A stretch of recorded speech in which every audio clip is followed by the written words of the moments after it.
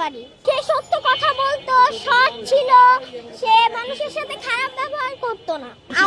আমার খুবই খারাপ লাগলো যে আল্লাহ এত ভালো একটা মানুষকে মেরে ফেললো। আমি এখন এত ভালো মানুষ, তার একটা ছোট্ট ছেলে আছে যে ওই ছেলেটার জন্য সে এত ভালো করছে। এখন ওই ছেলেটা এখন কি করবে, তার পরিবারের অবস্থা এখন কি হবে? আমার বাবা মা খুবই কষ্ট পেয়েছিল, বাট আমার বান্ধবীরা যারা আছে তারাও কান্না করেছিল।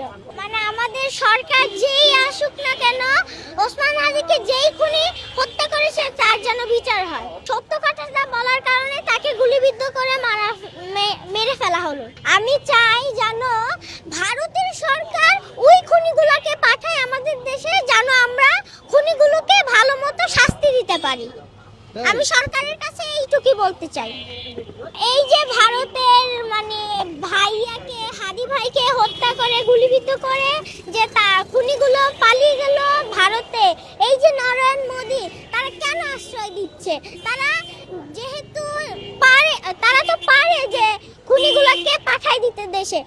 আমি চাই যেন খুনিগুলোকে নরেন্দ্র মোদি পাঠাই দেয়, আর আমরা যেন ভালো মতো ওদেরকে শাস্তি দিতে পারি।